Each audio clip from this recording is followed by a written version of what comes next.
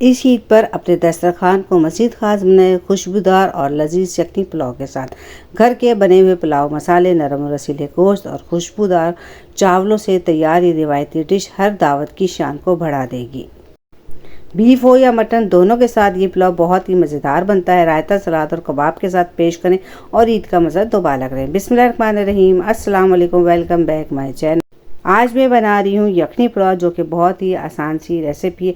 इसके लिए मैंने एक पैन के अंदर ऑयल डाल दिया। मैंने सरसों का तेल इस्तेमाल किया और वो मैंने तकरीबन आधा कप 50 मिलीलीटर इस्तेमाल किया है। और इसके अंदर मैंने डाल दिया है 1 किलो गोश्त। ये हड्डी के साथ है, इसके अंदर चर्बी वगैरह हर चीज़, फैट वगैरह सब शामिल है। और इसको 5 मिनट के लिए मैंने कवर रख दिया। मैंने इसके अंदर पानी वानी कुछ नहीं डाला। मुझे इसकी यखनी बनानी है तो मैं इसको पहले से ही भून लूँगी। मेरी आदत है, मैं किसी भी किस्म के पाए निहारी बनाती हूँ तो पहले मैं गोश्त की अच्छी तरीके से भुनाई करती हूँ, फिर मैं इसको चढ़ाती हूँ। तो मैंने क्या किया, गोश्त को सिर्फ ऑयल के साथ अच्छे तरीके से भुनाई कर ली। भूनने से क्या होता है कि इसकी स्मेल हो जाती है ख़त्म। और ऑयल मैंने इसी वजह से कम डाला चूँकि हमें इसकी यखनी बनानी है। और जो बाकी का तेल है वो जब हम इसका मसाला तैयार करेंगे तब उसके अंदर डालेंगे। फिर मैंने क्या किया, इसके अंदर 2 प्याज और 2 इंच का अदरक का टुकड़ा और एक है ना लहसुन का जो पूरा होती है ना पीस, वो मैंने इसके अंदर डाल दिया। और तकरीबन 3 लीटर मैंने इसके अंदर डाला था पानी। पानी आपको इतना डालना है कि एक तो आपका गोश्त गल जाए और मुझे तकरीबन 1 किलो यखनी चाहिए, तो इतनी आपके पास यखनी हो जाए। फिर मैंने इसके अंदर 1 चमचा नमक डाला और सारा जो गरम मसाला होता है, सारा ऊपर लिखे हुए आ रहे हैं वो सारे के सारे गरम मसाले मैंने इसके अंदर डाल दिए हैं। 3 बादियान के फूल डाले हैं, ये जायफल जवतरी के जो एक एक पीस होते हैं वो मैंने डाला है। ये सब डाल के अच्छे तरीके से मैं इसको मिला लूँगी। मिलाने के बाद हमें इसको इतना पकाना है कि इसकी गोश्त हमारा अच्छे तरीके से गल जाए और तकरीबन 1 किलो हमारी पास यखनी बच जाए। अगर 1 किलो से कम यखनी हो तो कोई मसला नहीं, आप उसी जगह पानी ऐड कर सकते हैं। अच्छा जी, अब इसके अंदर कुछ साबुत मसाले जाएंगे। 3 चमचे लिए हैं मैंने साबुत धनी के, 2 चमचे लिए हैं मैंने सौंफ के और 1 चमचा मैंने लिया है ज़ीरे का। इन सब की आपको बनानी है पोटली पर। आजकल बहुत ज़्यादा आसानी हो गई है, बाज़ार में इस तरीके के स्टील के ये आ रहे हैं, इसके अंदर आप सारी चीज़ें डाल के इसको अंदर या तो डाल दें या इसको लटका दें।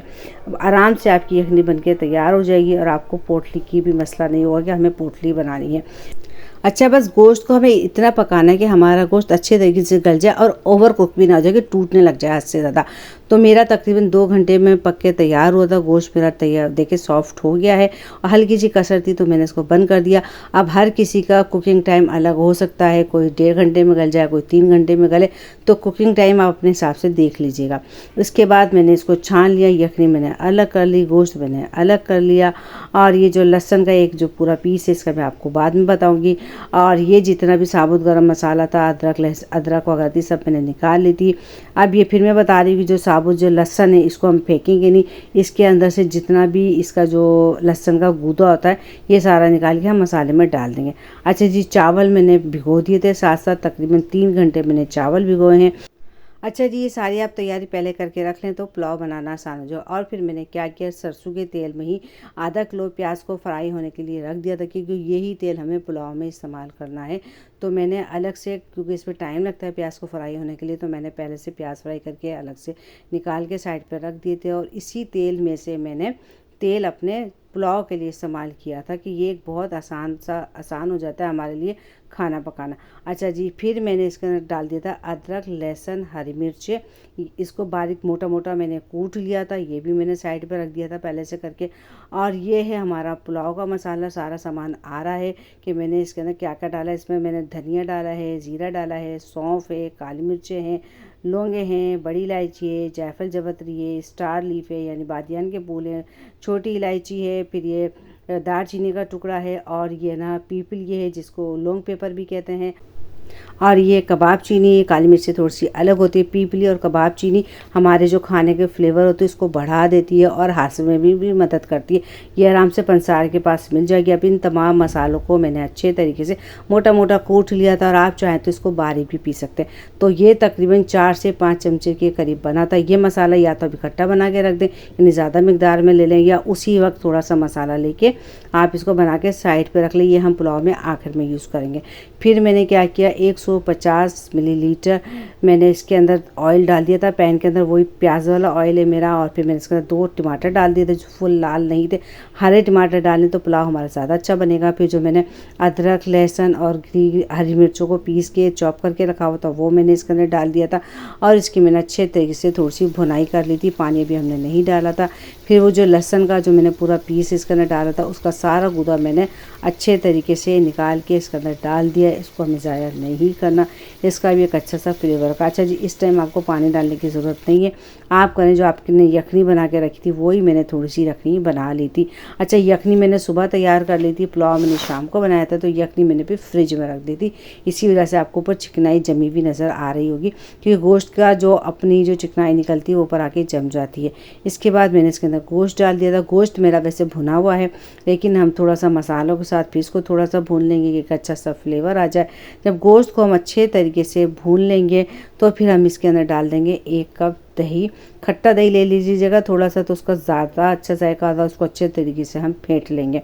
अच्छा जी, इसके अंदर हम लाल मिर्चें वगैरह कोई ऐड नहीं करेंगे, लेकिन आप चाहें तो मैंने, क्योंकि थोड़ी मिर्चें एंड में मुझे कम लग रही थी, तो मैंने 1 चमचे इसमें कुटी हुई लाल मिर्च का डाल दिया था। फिर मैंने इसके अंदर 15 से 20 या जितना आप डाल सके उसमें आलू बुखारे डाल दिए थे। थोड़ा सा नमक डाल दिया था 1 चमचा। और अगर आपको वीडियो पसंद आ रही तो लाइक शेयर कमेंट कर दीजिएगा। आधा कप मैंने इसके अंदर इमली का गूदा डाल दिया था, यानी सिर्फ इमली का पानी डाला था इसके अंदर, और कुछ बीज नहीं डाले थे।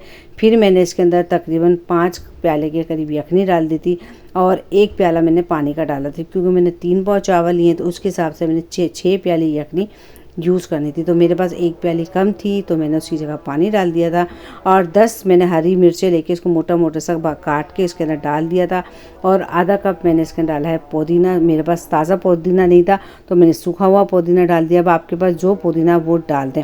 और मैंने 10 से 12 जो लाल मिर्चें होती है ना गोल वाली, वो डाली। और 1 चमचा मैंने कुटी हुई मिर्च का डाला था, वो सीन इधर से हट गया पता नहीं कैसे। और 3-4 मैंने जो इसमें बे लीफ होते हैं, तेज़पात के पत्ते होते हैं, वो इसके अंदर डाल दिया था। और 4 चमचे मैंने डाला था इसमें पुलाव मसाले का, क्योंकि पूरे 1 किलो चावल नहीं थे तो मैंने थोड़ा मसाला बचा लिया था। और मैंने आपको दिखाने के लिए 1 किलो के हिसाब से बनाया, लेकिन मैंने ज़्यादा बना के रख लिया कि ईद पे मुझे चाहिए। अच्छा जी, फिर मैंने इसके अंदर चावल डाल दिए थे। अब चावल डाल के हमको इतना पकाना है कि हमारा पानी खुश्क आ जाए और ये दम पर हो जाए। और साथ में क्या कि इस टाइम पे आप इसका नमक चेक कर लें, ताकि अगर नमक में कोई कमी बेशी हो तो वो इस टाइम पूरी हो जाए, अगर मिर्ची भी कम हो। ये इसमें ज़्यादा फ्लेवर जो ना हरी मिर्चों को आ गया, लाल मिर्ची वगैरह हमें बिल्कुल भी ऐड नहीं करनी, वरना इसका कलर भी ख़राब हो जाएगा। चले जी, ये बिल्कुल दम पर आ गया। अब इसके अंदर हम क्या करेंगे, प्याज डाल देंगे। अच्छा, जब मैंने मसाला भूना था उस टाइम भी थोड़ी सी प्याज बीच में मैंने डाली थी, वो क्लिप भी मेरा निकल गया। फिर इसके ऊपर हम डाल देंगे थोड़ा सा पीला जर्दे का रंग, जिससे एक अच्छा सा खूबसूरत सा लुक आ जाएगा। 2 नींबू मैंने काट के डाल दिए कि एक इनकी अच्छी सी खुशबू आती है। और 2-3 हरी मिर्चें लेके वो भी एंड में आप इसके अंदर काट लेंगे। तो जब इसको हम दम लगाएंगे तो इतने प्यारी हरी मिर्च की, इन मसालों की खुशबू आती है कि क्या बात है। फिर ऊपर से हम कपड़ा रख के फिर ढक्कन देके इसको तकरीबन 10 मिनट के लिए बिल्कुल लो फ्लेम पे ढक देंगे, और चाहे तो आप नीचे तवा भी रख सकते हैं। चले जी, 10 मिनट के बाद ज़बरदस्त सा मेरा यखनी पुलाव बनके तैयार हो गया है। अब आप देखें किस कदर अच्छा लग रहा है। मैं तो जब बना रही थी तो बनाते बनाते माशाल्लाह से इसकी जो खुशबू आ रही थी मैं आपको बयान नहीं कर सकती। मुझे यकीन है आपको ये रेसिपी ज़रूर पसंद आ रही होगी। अगर ये रेसिपी आपको पसंद आई है तो लाइक शेयर कमेंट कर दीजिएगा। चैनल पर नए तो सब्सक्राइब करके बेल आइकन को प्रेस कर दें।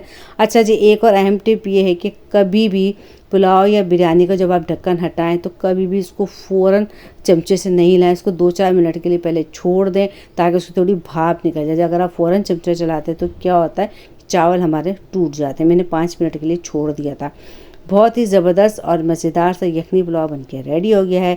अगर रेसिपी पसंद आए तो लाइक शेयर कमेंट कर दीजिएगा। चैनल पे नए हैं तो सब्सक्राइब करके बेल आइकन को प्रेस कर दें, ताकि आने वाली न्यू वीडियो का नोटिफिकेशन आपको बआसानी मिल सके। फिर मिलेंगे, जब तक के लिए अल्लाह हाफिज़।